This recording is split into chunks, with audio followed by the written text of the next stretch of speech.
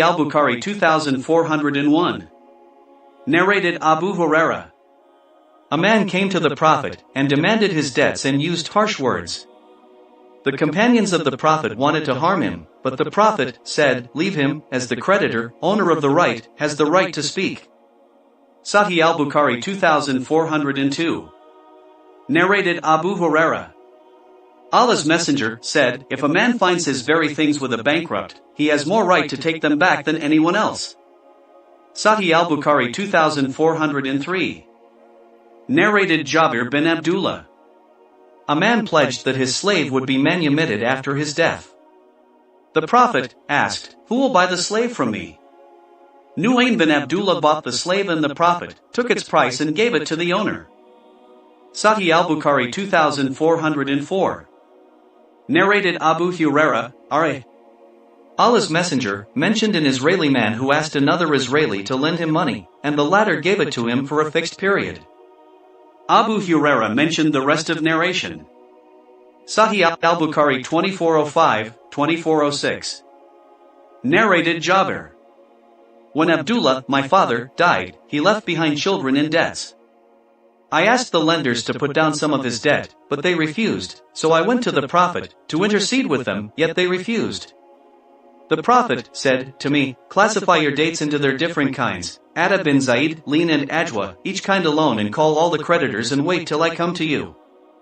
I did so, and the Prophet came and sat beside the dates and started measuring to each his due till he paid them fully, and the amount of dates remained as it was before, as if he had not touched them. On another occasion, I took part in one of Ghazawat among with the Prophet, and I was riding one of our camels. The camel got tired and was lagging behind the others. The Prophet hit it on its back. He said, "Sell it to me, and you have the right to ride it till Medina." When we approached Medina, I took the permission from the Prophet to go to my house, saying, "O Allah's Messenger, I have newly married." The Prophet asked, "Have you married a virgin or a matron, a widow or divorcee?" I said, "I have married a matron, as Abdullah, my father, died and left behind daughters small in their ages, so I married a matron who may teach them and bring them up with good manners." The Prophet then said to me, "Go to your family." When I went there and told my maternal uncle about the selling of the camel, he admonished me for it. On that I told him about its slowness and exhaustion and about what the Prophet had done to the camel and his hitting it. When the Prophet arrived, I went to him with the camel in the morning, and he gave me its price, the camel itself, and my share from the war booty as he gave the other people. Sahih al-Bukhari 2407. Narrated Ibn Umar. A man came to the Prophet and said, "I am often betrayed in bargaining." The Prophet advised him, "When you buy something, say to the seller, 'No deception.'" The man used to say so afterwards. Sahih al-Bukhari 2408. Narrated al-Mughira bin Shu'bah.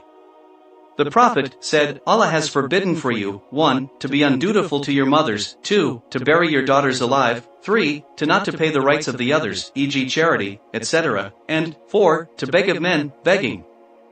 And Allah has hated for you, 1. Vain, useless talk, or that you talk too much about others, 2. To ask too many questions in disputed religious matters, and 3. To waste the wealth by extravagance." 1409. Narrated Abdullah bin Umar. I heard Allah's Messenger saying, "Every one of you is a guardian, and responsible for what is in his custody.